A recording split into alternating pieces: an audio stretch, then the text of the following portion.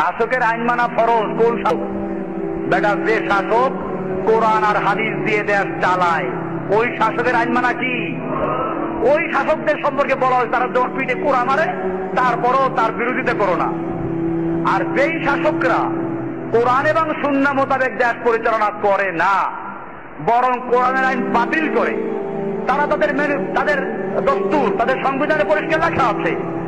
এই যে যারা আল্লাহর আইনকে বাতিল করে দিল, আল্লাহর আইনকে মিটিয়ে দিল এবং তাদের সংবিধানের সাথে সাংঘর্ষিক যেটা ওইখানে আল্লাহরটা বাতিল, সংবিধান ঠিক, এমনকি যদি সংবিধানের বিরুদ্ধে বলে তার বলে রাষ্ট্রদ্রোহী।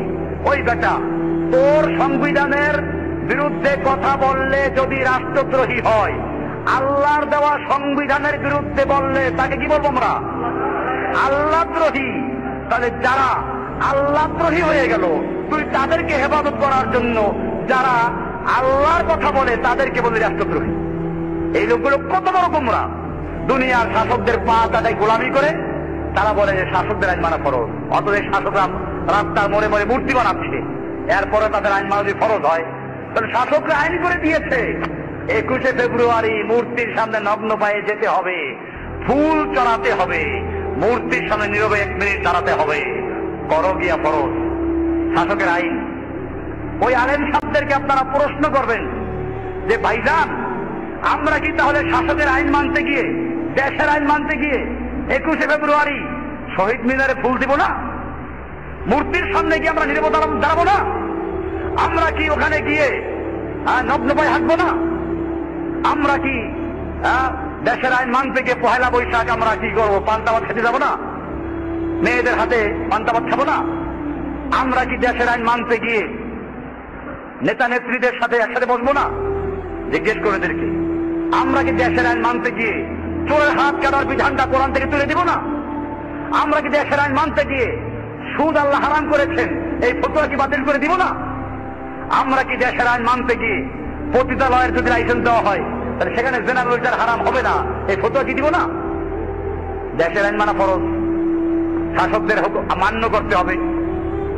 ওই বেটা কোরআনের আয়াতে দলিল পেশ করে আতিউল্লাহ ওয়া আতিউর রাসূল ওয়া উলিল আমরি মিনকুম, ওখানে পরিষ্কার আছে তোমরা আল্লাহ আনুগত্য করো, আল্লাহর রাসূল আনুগত্য করো, এবং তোমাদের মধ্যে উলিল আমর, এখানে আত্মীয় শব্দ নাই, তার মানে কোরআন হাদিসের আনুগত্যের মাধ্যমে যারা আল্লাহ রাসূলের আনুগত্যের মাধ্যমে তোমাদেরকে দেশ চালায় সেই উলুল আমরের আনুগত্য করো। আর যারা নিজেরা আল্লাহ রাসূল আনুগত্য করে না, তারা উলুল আমর না, জেনে রাখো তারা হচ্ছে উলুল খমর। তারা কি? উলুল খমর। ওরা উলুল আমর না, ওরা মদের হেফাজতকারী। কাজে খবরদার এই সমস্ত আলেমদের ফতোয়ায় বিভ্রান্ত হবেন না। যে আলেমরা রফুলি আদায় না করলে কাফের বলে, যে আলেমরা আমিন জোরে না বললে কাফের বলে, যে আলেমরা বুকের উপর হাত না বাঁধলে কাফের বলে, অথচ মূর্তি তৈরি করলে কাফের হয় না, সুদ হালাল বৈধ করে দিলে কাফের হয় না, মূর্তির সামনে পূজা করলে কাফের হয় না, আল্লাহর আইনের পরিবর্তে আইন তৈরি করলে কাফের হয় না, মানুষের সার্বভৌমত্ব কায়েম করলে কাফের হয় না, কাফের হয় আমিন জোরে না বললে। এইরকম যারা তাওহীদের দাওয়াত দেয়, আমি সেই তাওহীদবাদী ভাইদেরকে বলছি, যদি বুঝে না এসে বোঝার চেষ্টা করো, তোমাদেরকে দাওয়াত দিচ্ছি পূর্ণাঙ্গ তাওহীদে চলে আসো। তোমার তাওহীদের মধ্যে মাথা নাই, কি নাই? মাথাবিহীন তাওহীদ। তাওহীদের দাওয়াত দাও, পুরো তাওহীদ। পৃথিবীর একটা রান্নাঘর থেকে শুরু করে বঙ্গভবন পর্যন্ত, সংসদ ভবন পর্যন্ত তাওহীদ চলবে।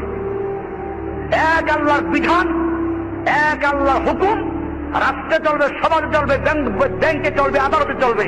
এই তাওহীদের দাওয়াত দাও। নতুবা এমন তাওহীদের দাওয়াত দিও না যেই তাওহীদ ওই কবর পূজা, মাজার পূজা বন্ধ শেষ হয়ে যায় আর এর উপরে দেখতে পারে না।